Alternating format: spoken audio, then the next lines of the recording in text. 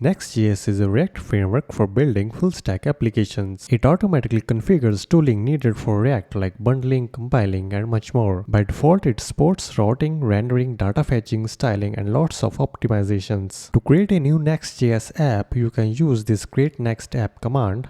I will copy this command and then paste and run this command in VS Code. After running the command, it will ask for your project name. We'll ask if you want to use TypeScript or not. I want this tutorial to be very beginner friendly, so I will not use TypeScript. Then it will ask some more questions. This one is very important. App Router was introduced recently in a Next.js version and it is heavily focused on server. So I will select yes for this. Now it will start installing the required packages. You can see it has successfully installed the latest Next.js 14 version. As you can see, there is an app folder inside src because we have selected app router, and inside this there is a page.js file. This home React component in this page.js file will be shown when you run this Next.js app. To run this app, open the terminal and then write npm run dev. Hit enter, then it will start the development server on a localhost 3000. Then click on this, then it will start a Next app in your web browser. First I will remove this code because it is a little bit complicated. React component inside this page file is rendered at root path.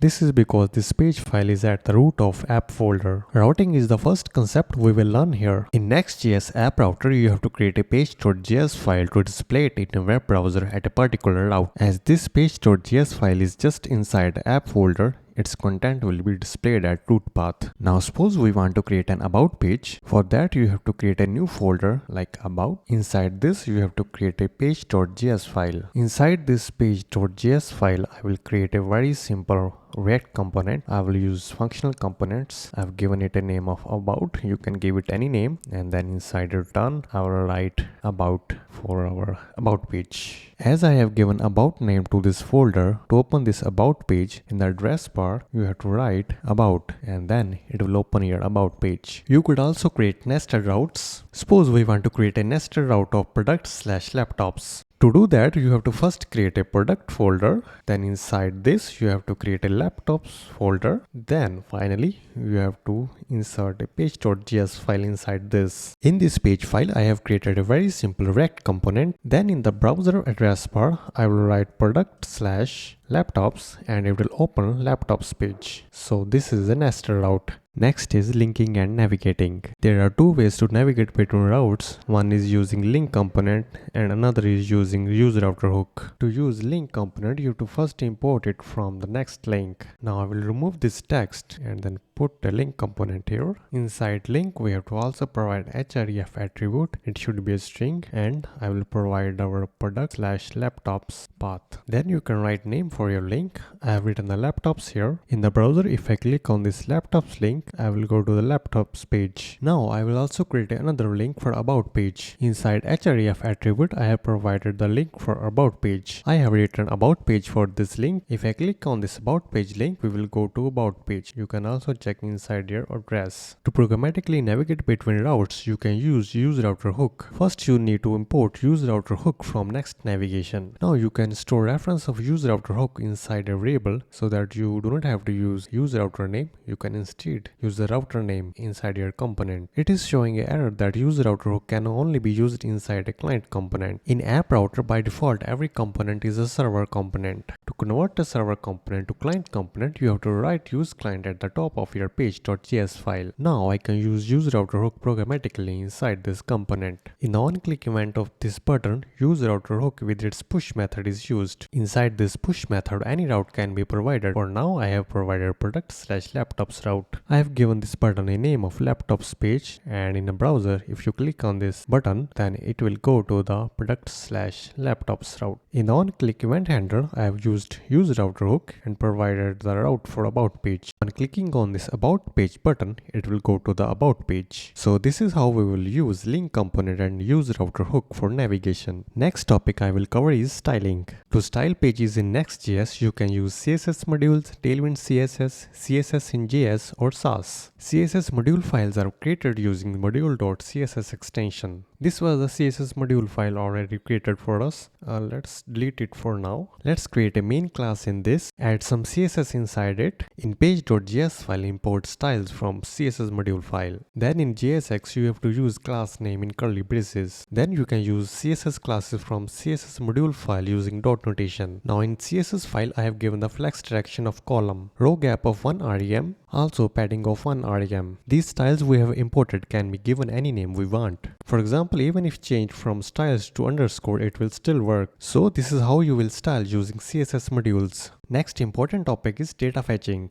You can fetch data on server using Fetch API. In Next.js, Fetch API extends over native Fetch Web API and it automatically memoizes fetch requests. Let's create a new route products. I created a page.js file inside it and created a very simple React component. In the address bar, I will go to the products page. To fetch data, you have to write an async function in your page file. Inside this async function, now you can use Fetch API with await. I have not set up a backend with the database, so I will use data from dummy.json. So I will use this API dummyjson.com/products inside fetch to get the details about a product. If we do not get a data for some reasons, it will throw an error. Otherwise, it will return the data in JSON. Finally, we can use this function inside our React component. There was an error because we were using await without declaring this function as async. I have used console log to view the data which we are getting from this API. Now I want to show the title of this product. To display the title from data, I have used data.title inside curly braces and it has shown me the iPhone 9. There is another method to fetch data through route handlers. To use route handler, you have to first create an API folder. Create another folder phone inside API folder, then inside phone folder, create a route.js file. Inside this route.js file, you have to create an async function. In this example, I have used get method. In route handler, HTTP methods like get, post, put, patch, delete, head and options are available. Inside this function, you have to return a response. Like here, I have returned a very simple string. You can also use Fetch API to fetch data from some external API. I have used the same dummy.json API I have used in previous example to fetch the details about a product. Then we will await for its JSON response and will store it in this data variable. Then inside return, I will use the JSON method of response and then provide the data of product. Now as you can see, this route.js file is inside this phone folder and this phone folder is inside this API folder. One thing I missed that you have to remove this new keyword from this response. In browser, after entering the route API/phone, I got the data from dummy.json API. Another method to fetch data is through third-party libraries.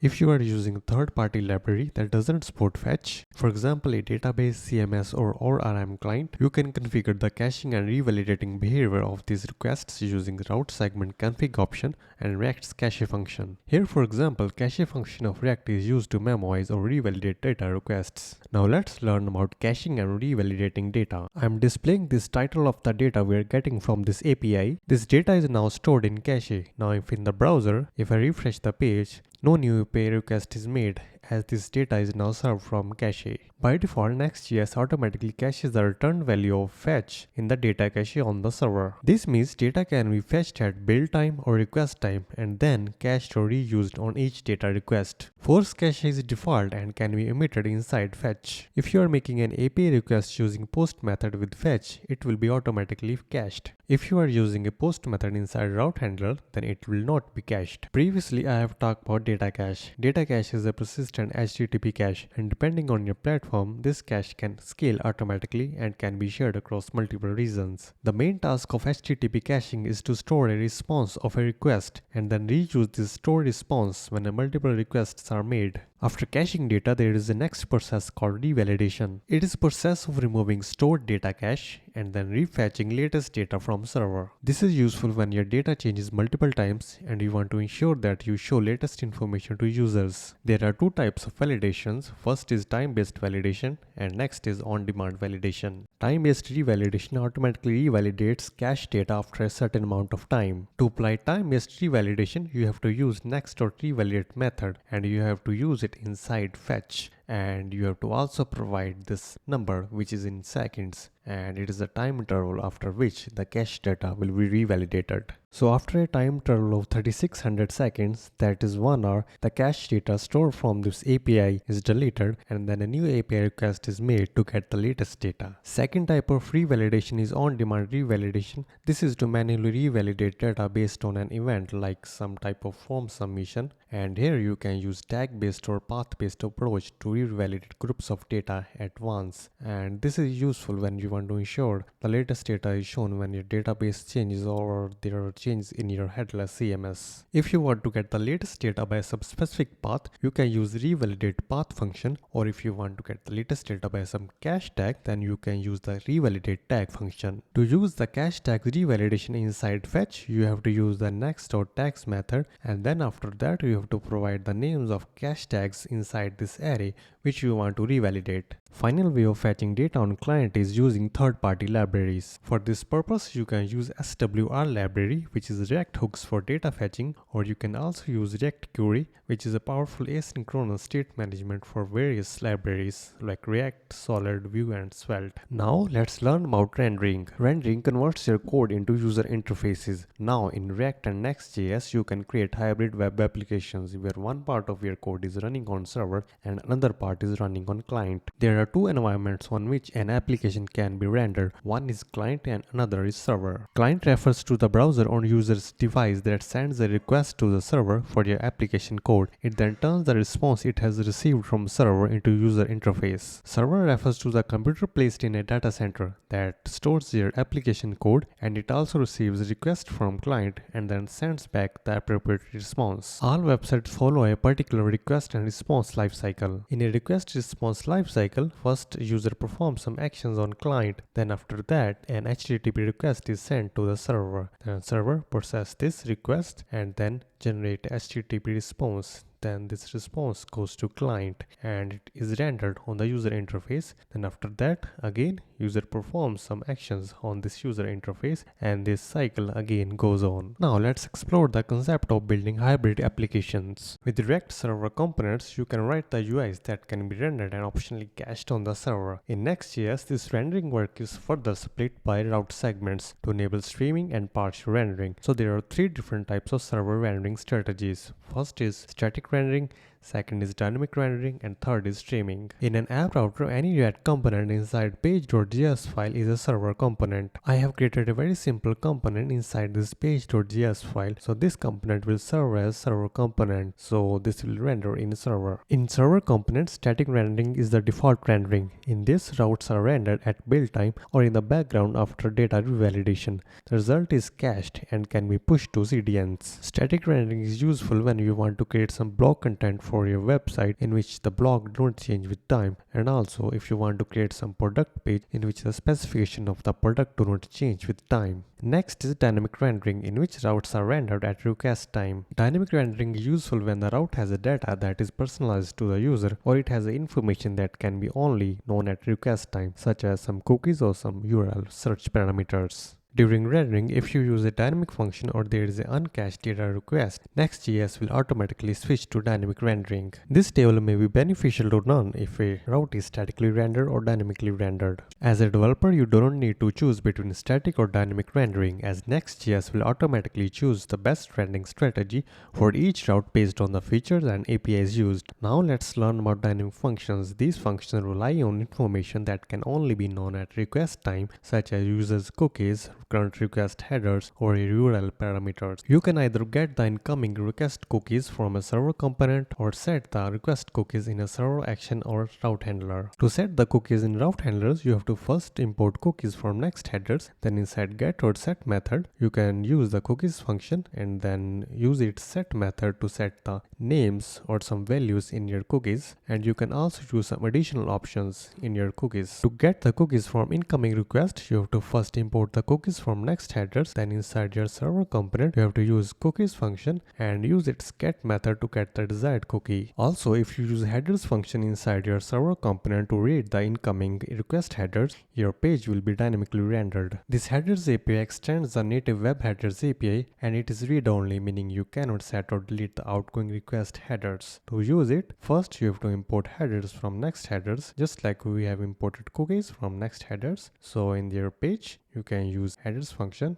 and use its get method to get the particular headers from a request. Also, if you use search parameters hook inside your client component that lets you read the current URL's query string, your page will be dynamically rendered. To use search params hook, you have to first include the use client string at the top of your page.js file. Then after that, you have to import use search params from Next navigation. So after that, inside your component, you have to use the use search parameters hook, and after that you can use its get method to get the required query string from your browser. For example, here in this URL address, product query string is used and I have given it the name laptop. So that's why in our code I have used these search query parameters for product. It is showing me this laptop. Also, if you use search params props inside your page.js files component, it will be dynamically rendered. This is an example of sequential and parallel loading of UI components. Inside this, at the root level, there is a root layout. Then inside this, there is a dashboard layout. After that, settings page. In this, first root layout is loaded. After that, there is a dashboard layout. So after that, setting page will load. So it will take a lot of time in the sequential loading, but in the parallel loading, all these three components will load at the same time without blocking each other, so it will take less time than sequential. This is a great feature that it allows the user to see some parts of page immediately before the entire content has finished rendering. Streaming is built in Next.js app router by default, and it helps to improve the initial page loading performance. You can start streaming route segments using loading.js and UI components with React Suspense. I will cover this loading UI and streaming section later. Client components are the components that are rendered on the user's device in the browser. So they are rendered at the request time, and in Next.js they are opt-in, meaning you have to explicitly decide what components the React should render on client.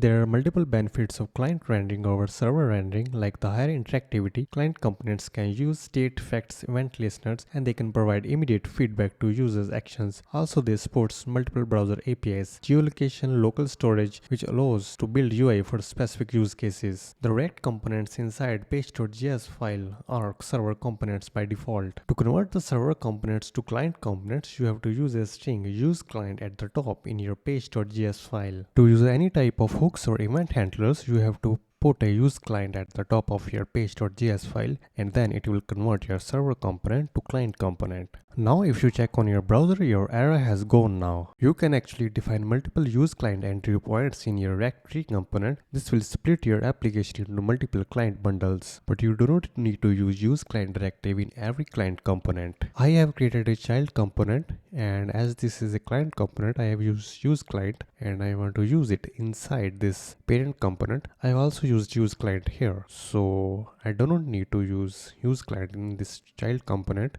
because as I have already defined use client here, all the components as child components inside this component will act as a client component. Client components are rendered differently depending on whether the request is a part of full page load, that is an initial page visit to your application, or a subsequent navigation. On a full page load, to optimize initial page load, Next.js will use React's API to render a static HTML preview on server for both client and server component. It then sends this HTML to the users immediately, so you do not have to wait for the client to download parts or execute the JavaScript bundle. On server, first React renders server components into special data formats called React Server Component Payloads, or RSC payloads, which also includes reference to client components. Next.js then uses the RSC payload and client component JavaScript instruction to render HTML for route on the server. Then on the client, this HTML is immediately shown to the user, and this is a fast, non-interactive initial preview of the route. After that,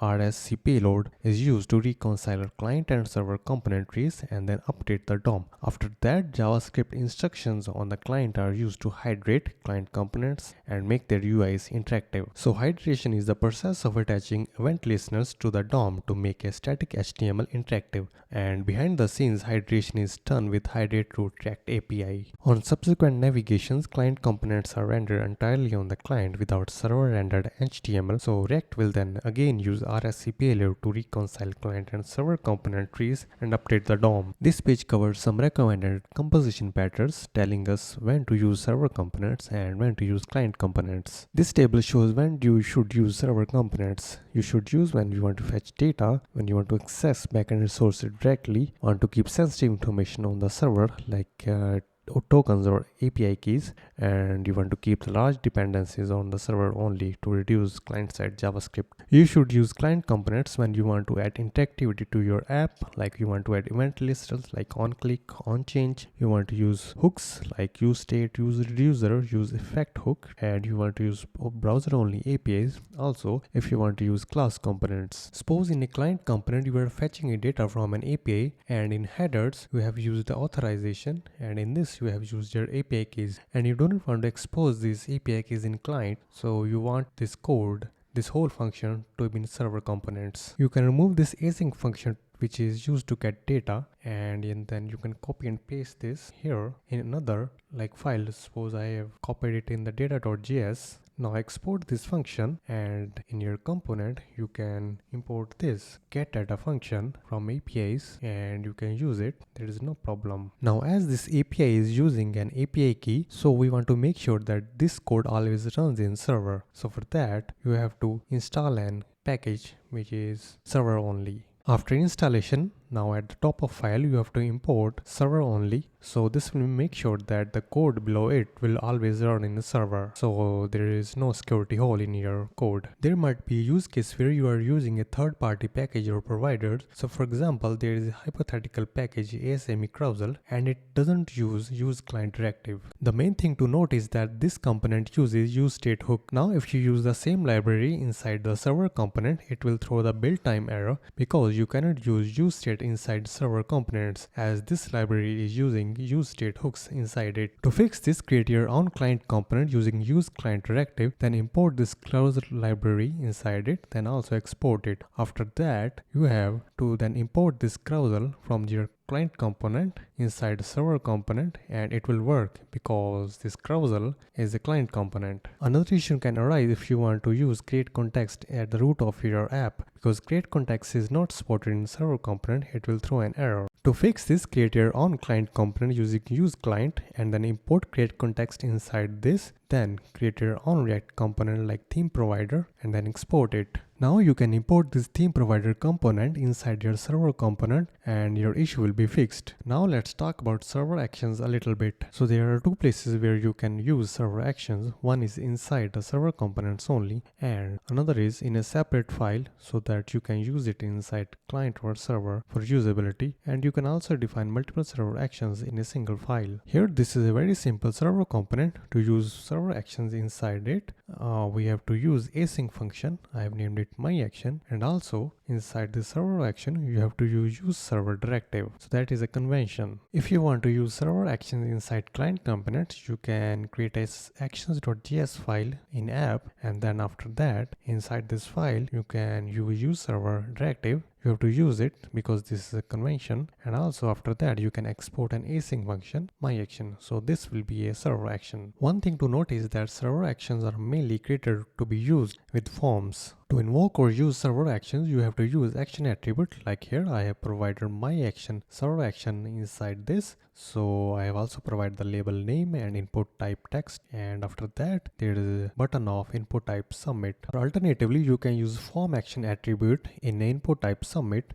and as I have used the console log in this server action, now if I enter something here like John name and submit it, you can see data is displaying here, this data. So our server action is working. So like here, if server action is passed directly in the form, it will work even if the JavaScript is disabled.